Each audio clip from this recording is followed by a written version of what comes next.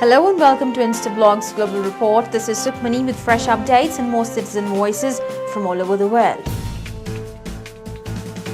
Stories for the day are: Mumbai attacks showcase new sophisticated face of terror. Israeli army defies court orders to strike against Palestinians in Gaza Strip. And security situation in Afghanistan questioned after recent bomb attacks in Kabul city.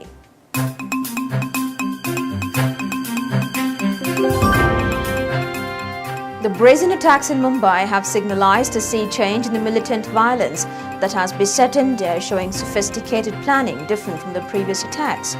CJ Arvind thinks the implementation of concrete steps to tackle militancy is the only way to pay tribute to those who lost their lives. आखिर कब तक निर्दोष लोग अपनी जान गंवाते रहेंगे और कब तक सरकारें और हम इन निर्दोष लोगों की हत्या पर मूल दर्शक बने रहेंगे।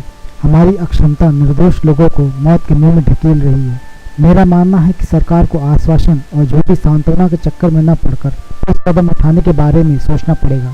यही सच्ची श्रद्धांजलि होगी उनको जिन्होंने इन बम धमाकों में अपनी जान गंवाई है। इसके अलावा कुछ भी करना सिर्फ दिखावे के सिवाय कुछ नहीं होगा। यक्ष प्रश्न यही है कि राजनीतिक इच्छा शक्ति से विहीन सरकार क्या ऐसा कदम उठा पाएगी। समय आ गया है कि राजनीतिक दल राजनीतिक तरीके से नहीं वरन मानवीय ढंग से हर पहलू का आकलन करें। Israeli forces, authorized in writing by top-ranking army officers, have assassinated Palestinians in the West Bank in apparent defiance of High Court ruling for these kinds of operations. CG Azam Ahmed says that unlawful killings are putting the lives of innocent civilians at risk. This is Azam, citizen journalist reporting from Palestine for Instablogs.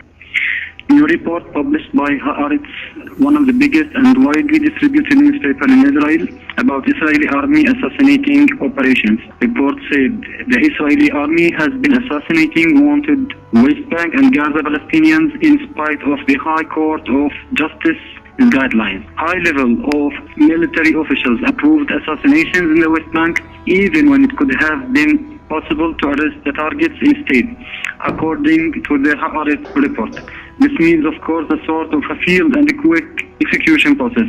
Army officers authorized killings in advance in writing, even if an innocent bystanders would be killed as well, the report goes on to say. The Taliban are set to control the areas bordering Kabul city, the seat for the Western Bank Afghan government that houses the NATO headquarters, embassies and bases with thousands of international troops. CJ Karim Khan refutes the news of army's control over Kabul city.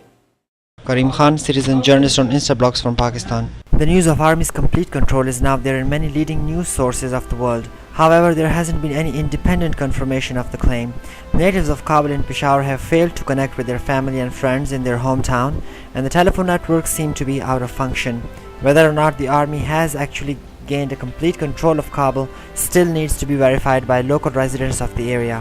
Lately, a native of Kabul has denied the claim of army's complete control over the area and said that Taliban are still fighting the military forces with heavy shelling from both sides.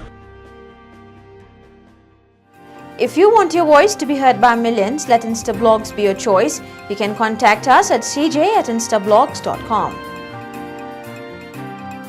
That's all for today's show. We'll be back with fresh updates and more citizen voices.